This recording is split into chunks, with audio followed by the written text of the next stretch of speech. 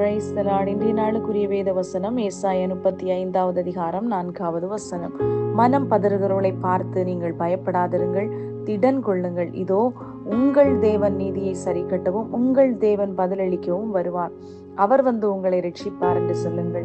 அன்புக்குரியவர்களே, இந்த அருமையான காலவேளையிலும் அருமைநாதர் இயேசு கிறிஸ்துவின் இனிய நாமத்தில் உங்களை வாழ்த்துகிறேன். கர்த்தர் தந்த அருமையான வசனத்திற்காக நன்றி செலுத்துவோம்.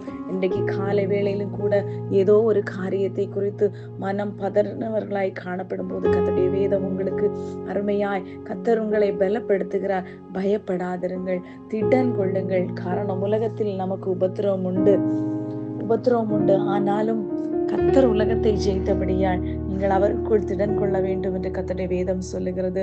இதோ நான் உலகத்தை ஜெயித்தேன் என்று சொல்லியிருக்கிறார் அன்புக்குரியவர்களே.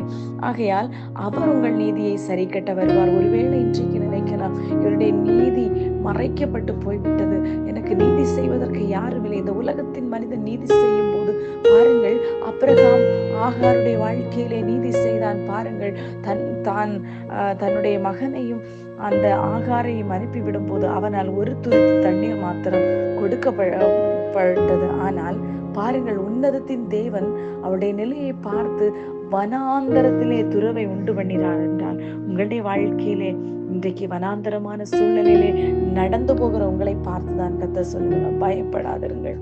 காரணம், உங்கள் தேவன் உங்கள் நீதியை சரி கட்ட வருவார்.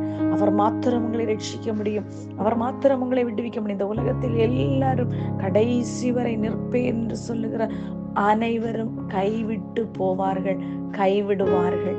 ஆனால் உங்களை கைவிடாத ஒரு நேசருடைய கரம் உண்டு அன்புக்குரியவர்களே. இந்த உலகத்தின் காரியங்கள் எல்லாம் ஒரு நாள் எடுபட்டு போகும். அது யாரானாலும் சரி, பேசுகிற நானானாலும் சரி, இல்லை என்றால் வேறொரு இந்த உலகத்தின் எந்த காரியத்தின் மேல் நீங்கள் அதிக நம்பிக்கை வைத்தாலும் அத்தனையும் இந்த உலகத்தோடு விடை சொல்லும். ஆனால் உங்களுக்குள் இருக்கிற ஒரு ஆத்துமா கர்த்தருடைய சமூகத்திலே இளைப்பாறுவதற்காக செல்லும்.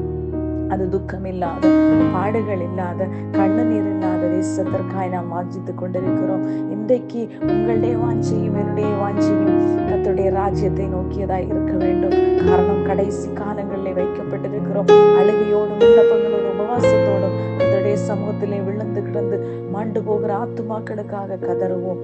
அப்படி கதறும் போது கர்த்தர் சொல்லுகிறார், திடன் கொள்ளுங்கள், பயப்படாதிருங்கள். அப்படியாய் சம்பவிப்பது என்று அடுத்த வார்த்தையை கொடுக்கப்படும். அப்பொழுது குருடரின் கண்கள் திறக்கப்படும், செவிடரின் செவிகள் திறவண்டு போகும், முடவன் மானை போல் குதிப்பான், ஊமையின் நாவு கெம்பீரிக்கும், வனாந்தரத்திலே தண்ணீர்களும் கடுவெளியிலே ஆறுகளும் பாய்ந்தோடும். அன்புக்குரியவர்களே, சகல ஆசீர்வாதங்களையும் தந்து உங்களை ஆசீர்வதிப்பாராக. ஆமென்.